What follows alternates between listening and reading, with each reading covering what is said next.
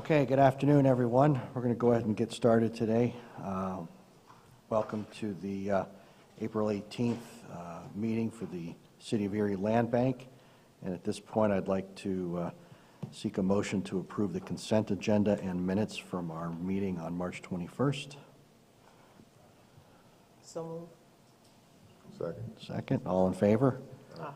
Aye. Any opposed? Okay, that takes us to our finance report. All right, so before I just kind of talk about this, April Decker is our new finance director for the authority, so she will be training with Carrie over the next probably month to get up to speed on everything finance within the authority and continue to work on the organization within the authority's finances along with the land bank finances as we move forward. Try to roll in a new QuickBooks program and get that up to date and release into this time frame so we have all the information and tools we need. So welcome her to the authority and then land bank. As far as the balance sheet and the profit and loss, there wasn't much activity in the past month. Last month has pretty much been focused on bringing on the blighted property coordinator and finance director along with evaluating and looking at the properties for acquisition for the authority. So we're showing income loss of negative $553 more. That is because the checks from the Erie County Land Bank did not arrive until after April 1st. So those are now accounted for, and we're working on putting together our disbursement request for the April Erie County Land Bank meeting. Okay.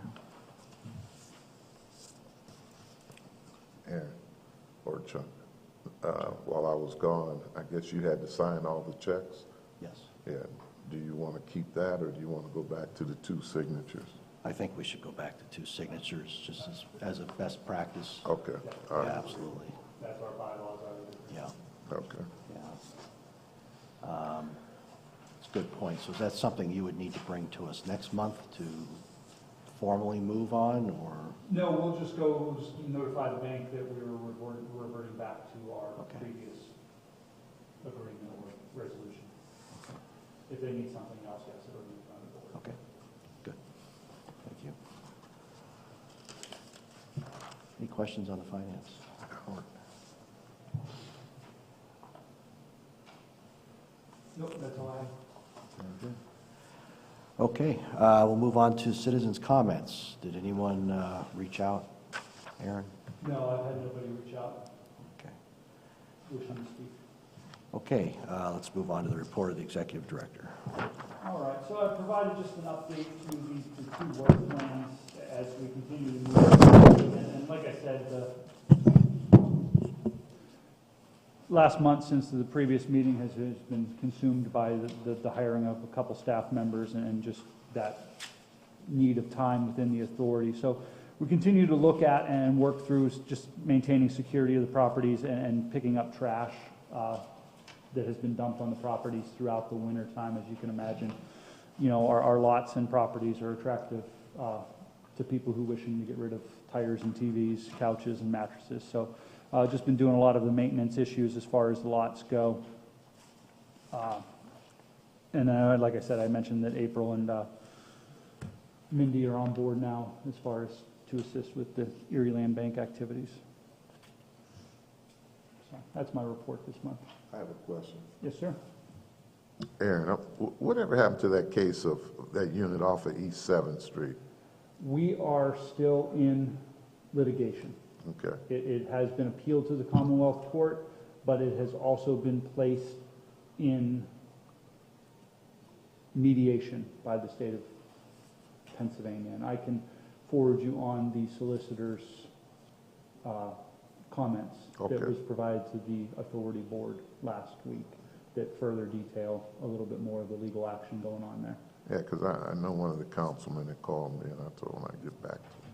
Right, yeah, it's still in the process, and I'll have to pass on that solicitor report to you. Okay, thank you.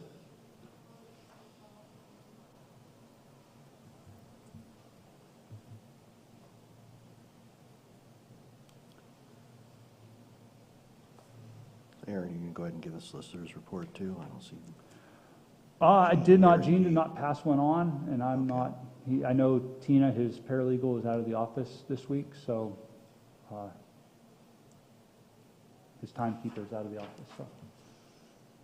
Once I receive one, I will pass it on to you. I was going to say, if you can just send us the highlights, Yeah. email it to us. Okay. All right, let's go ahead and move on to unfinished business, new business. All right. In your packet should be a spreadsheet, kind of has two bars of green that start at the top of it.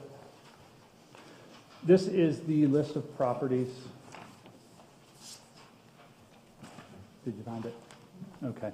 So these are the 52 properties of which, like I said last month, we mailed out 66 pre-condemnation letters to properties that were identified as high priority by code enforcement or neighborhood organizations off the blighted property review or blighted property list.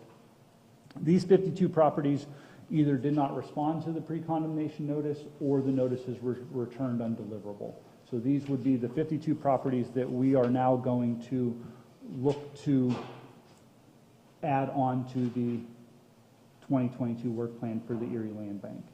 So, you know, along with looking at properties that are in the proximity of other Erie Land Bank owned properties or authority owned properties, you know, we're also of course going to look at the high priority ones to identify some that have been nuisances for some time. I know there's certainly a handful that code enforcement would highly recommend be eliminated, you know, as quickly as possible to remediate that. But, you know, the priority is going to be given, and I can forward it out to you once City Planning Department puts it together. Aaron Carey's working on a map identifying these properties against properties already owned by the land bank and the authority, so that we can utilize that information within our selection process. And then once we have a list identified, that will be in front of you for next month to approve the acquisition of those. My question for you today is, you know, what direction would the board want to see? I know, you know, I just said, you know, assemblage of property and things like that and high priority. I mean, is there one way or another, you know, do we want to go after blight, you know, as far as high priority dilapidated properties, or do we want to kind of lean more toward a percentage of assemblage of lots for future development? I think ideally we want to gravitate towards assembling those lots for focused development. The question is, how close to a focused plan are we? Because otherwise you're really assembling without an end use. Right. I know, you know, we've had some conversations on the Wayne Street area over between 6th and 9th Street. There's been some interest there, some conversations. We do have a decent amount of land over there on 8th Street, and especially there's a couple on this list that if we acquired them would give us some decent parcels. You know, so, but as far as detailed out plans, those conversations haven't been fully vetted out at this point. Well, you know, I'm still going to look at the priority in Central City, and that's anything 21st to 26th, French over to Parade. Mm-hmm. Whatever properties you can acquire, demo, or if they can be sold and refurbished or rehab, great. But if not, let's get rid of them. You know, we've done a good job in removing a lot of the blight in the area, and I'd like to see the city get back and the redevelopment authority get back to continuing that. So, you know, but I'm a resident of the area, so you know I have a bias towards that. But also whatever help we can give down in that area from 6th up to 12th Street Parade over, actually over to Wayne. Those folks need that help. You know, they need the help over there. Right. Okay. Yeah, I mean, you certainly hit on the point is the authority has, you know, a large interest there in the Center City area. So those, you know, it's always when we're looking at these, a priority. You know, there is other areas, you know, that 21st to 26th around the Ash Street corridor has a very tight group of individuals who are looking to continue the revitalization of that area. So, properties in those areas, tend to have a lot of interest from them, as, along with other groups across the city of Erie. So I think I just want to add to your point, Paul, absent a specific plan to gather the property and have some sort of meaningful development, absent a specific plan, the next best option then to me is to continue to go after the blight, but in a targeted specific area. I mean, we designate an area we want to attack and we go after that. Otherwise, it's scattershot. Right. You're not seeing the effect. You're not having the effect that I think we all want to see happen. So, and this maybe ties into what you had discussed last month, developing some of these stabilization programs, home ownership programs. That may be the route we go at this point, but definitely focusing our efforts or trying to focus our efforts. okay. Well, and that's like I said, we'll put that together, and I'll update the board here between now and the next meeting. That way you have some ability to see what we're working on, and we'll have that for you at the next month's meeting. I have a question, just for clarification. All of the properties that you're looking to acquire, I'm assuming they are vacant? Yes. Okay, thank you.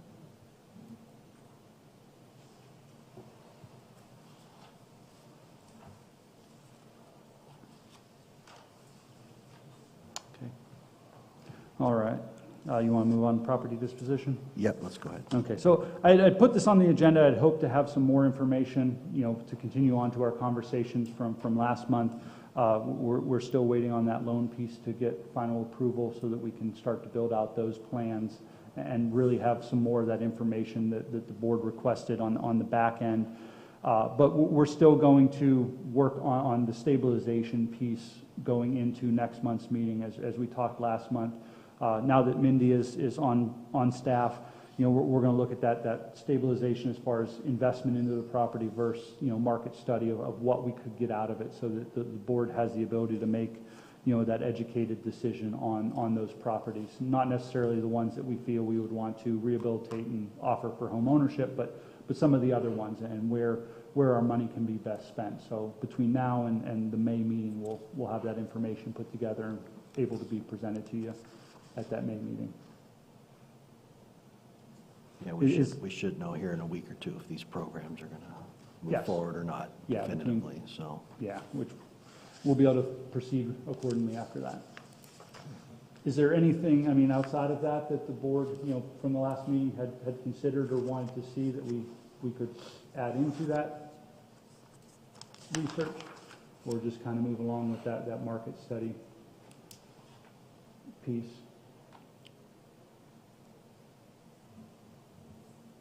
I think you need to have a broad overview of what, the resources you have to work with, how you envision the program working, then maybe back into a focused area. How much do we have to work with? What does that look like? A number of properties, and then we can maybe tie that to the same area we're focusing demo efforts to as well.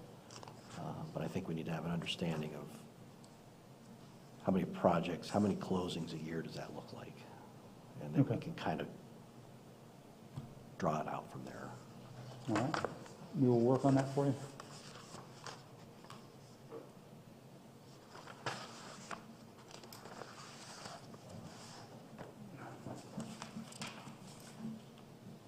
All right. Excuse me. Sales and developers agreements. So, as you're aware, we put these proposals for property acquisition in front of the board for your approval. In review of those over the last couple of weeks, just wanted to kind of update the board on a couple situations. 422 Poplar Street is a property that was under the second work plan of the Erie Land Bank. It had some legal issues, was tied up in court with the previous owner for a while. We had identified a lady who had interest in rehabilitating the property. She notified us last week that she is no longer interested in the property, that she would wish to cancel her sales agreement. So in looking at the property, it's my recommendation that we proceed with demolition of the property. The foundation had issues back a year and a half, 2 years ago when we were initially evaluating the property, and the winters have not been very good to that situation. So it's my recommendation we cut services and put the property out for demolition bids. 256-58 West 18th Street was a property we sold under a developer's agreement back in October of 2020 to a Haysbell Properties LLC. Had some conversations with Mr. Haysbell over the last couple weeks. He had interest in trying to sell the property and wanted to know whether the land bank would be able to transfer his developer's agreement over to the new buyer. I told him, you know, that's something we haven't done. I mean, certainly, you know, if somebody had a proposal for the development of the property that would be better than its current situation, I mean, it's something I would put in front of the board. The person who was seeking to purchase it did reach out to me. Come to find out they were an out-of-town investor. They have no other interest in the Erie area. I told them that would be a very uphill battle, but to put something together if that was what they intended to do. I gave them a deadline. I have not received anything as of yet. So right now, that developer's agreement is still out there. I mean, it's still, we're well into a year and a half of the developer's agreement. He's beyond his period of performance on that developer's agreement. And, you know, really that's something I would like discussion on from the board as far as how do we want to proceed with these. We have these situations a lot of times where, you know, we have a reverter clause in there. We do have the ability to pull the property back if the developer fails to develop it, but it's something that typically we don't do. You know, and how long do we want to give these individuals to rehabilitate these properties if they're not making progress?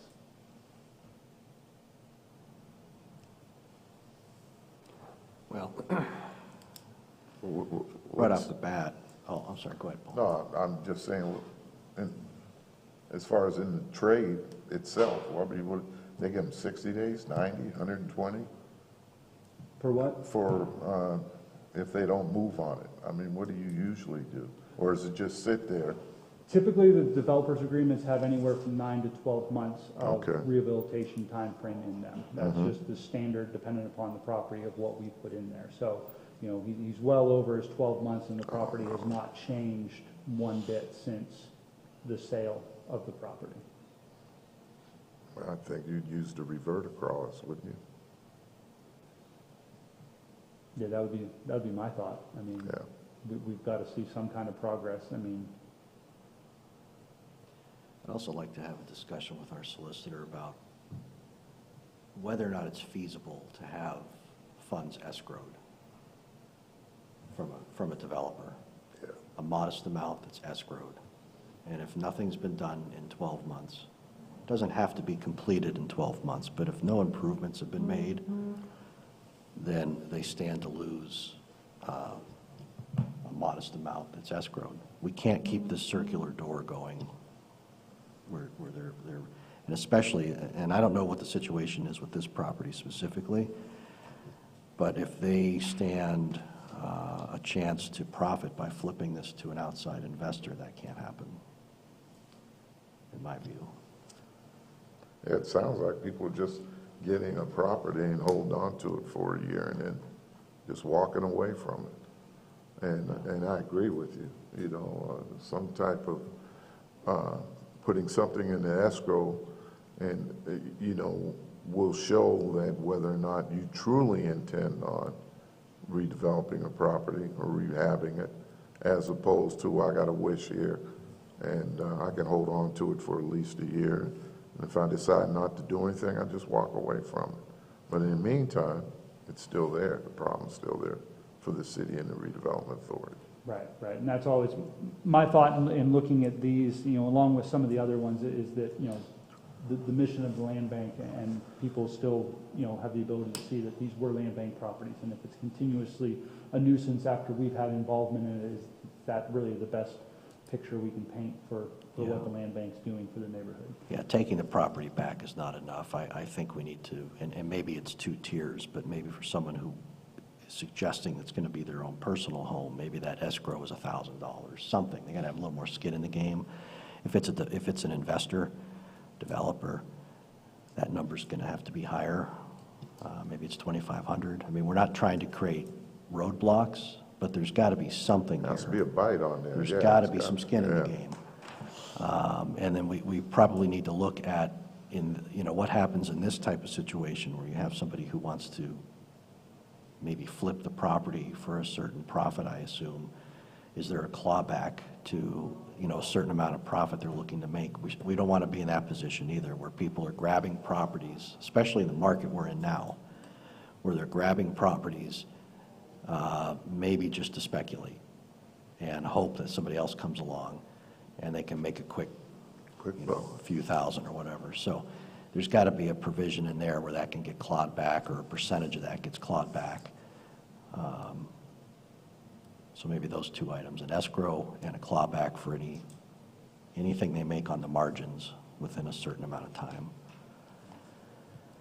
Okay. Well, and that, it kind of, I wanted to bring this up to the board, for the discussion, considering that, we do, continue that loan discussion in hopes that we would have funding for these unloanable properties, and in hopes that that would help with the redevelopment. So that's a big piece. Right now, in just a history snapshot, the land bank has conveyed 14 properties with structures on them.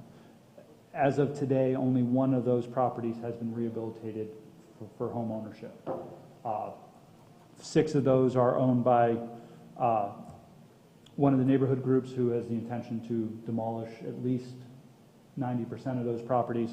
2 are owned by another neighborhood group who is currently working to rehabilitate those.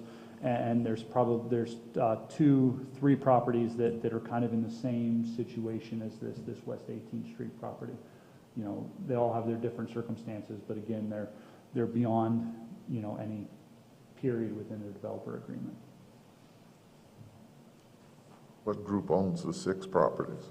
Bayfront Eastside Task Force. And our West Bayfront has 2 they acquired through the tax sale from us that they're working to rehabilitate.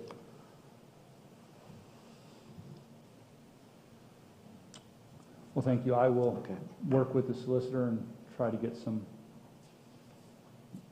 updates to the developers agreement, and then just reach out to these developers, and we'll go from there.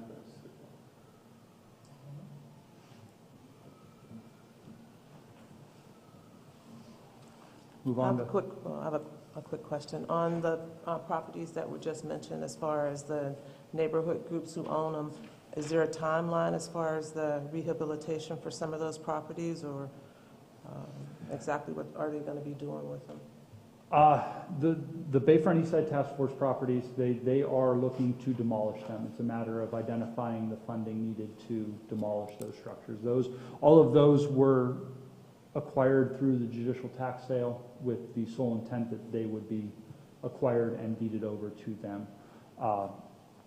Our West Bayfront and the 2 that they have, they're actively looking to identify funding in an effort to rehabilitate those. We've, through the authority, have been working with the group to put together some work scopes, do some environmental assessment testing on the properties, and try to prepare them for those funding applications. Thank you.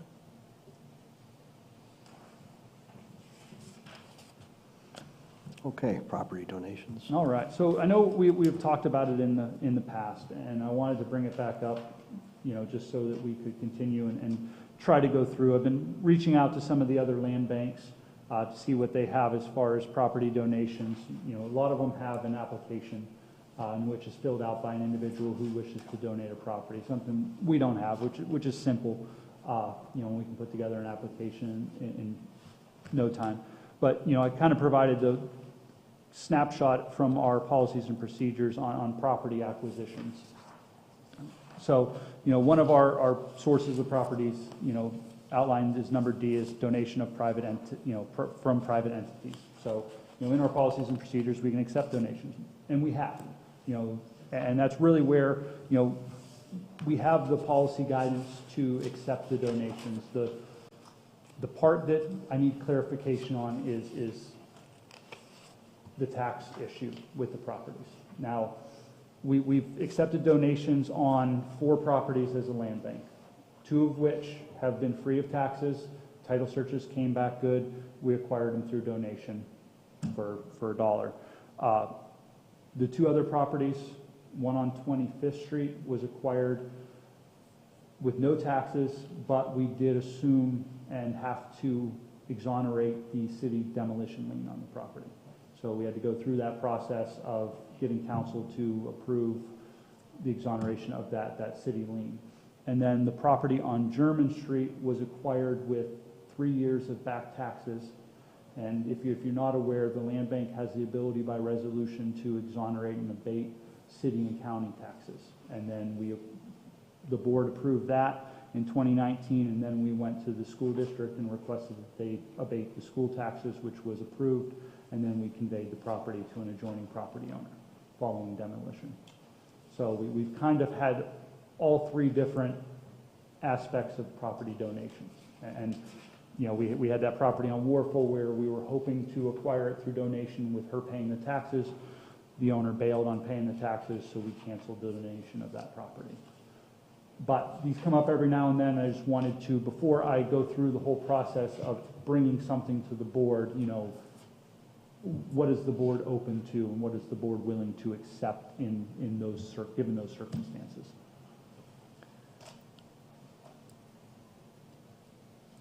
You want to go first, Paul?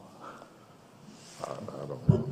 It's, ever since I came on the board, this has been a question that I've asked myself, where do we draw the line? Or, like for the example you just gave, where a person wanted to bail the property out to get out of paying their taxes. And once they were told they had to pay them, then they bailed on it. Now, is that property still blighted?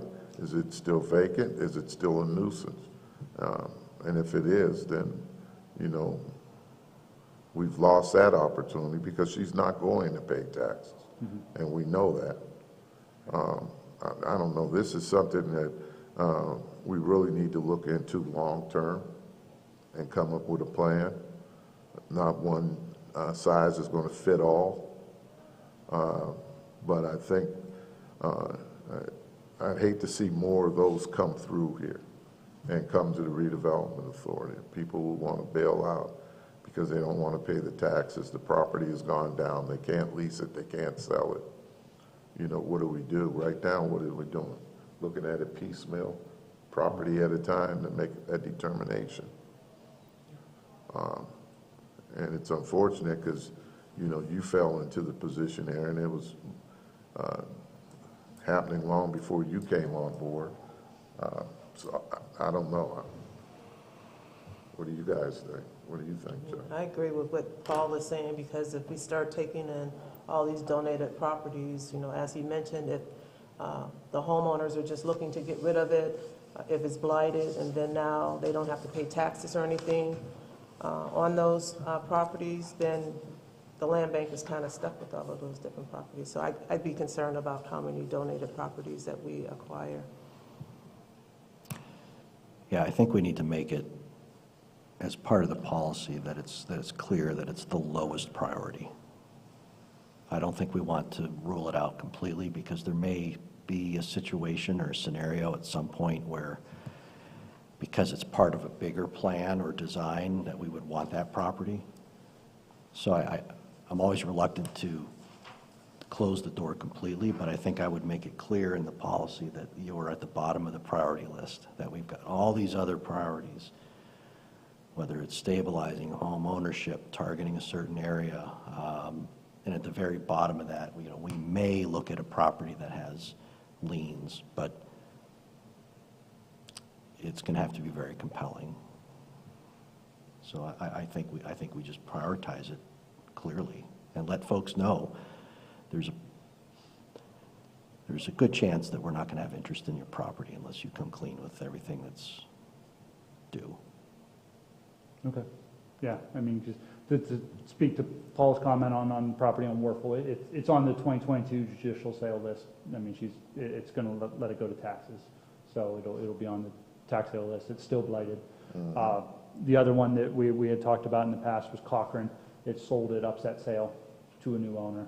We of course have sent them out a blighted property, noticed that it was blighted, but you know, we'll continue through there, and I'll work on a donation application with the notification that it'll be lowest priority, and you know, we'll bring each of them to the board with an identified, whether it meets a plan, is it in an identified development area close to another land bank property, and provide you as much detail as we can now. And that's the way we'll proceed. Good. Thank you.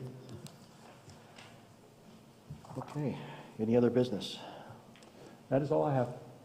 Okay. Board, any other comments or questions? If not, I look forward to quite a few updates next month, it sounds like. So Yeah. I think we'll have a clearer picture on a lot of these programs based on what's going to be decided here in the next week or two. So, Right, I would agree. okay. Thank you. All right, then we are adjourned. Thank you, Aaron.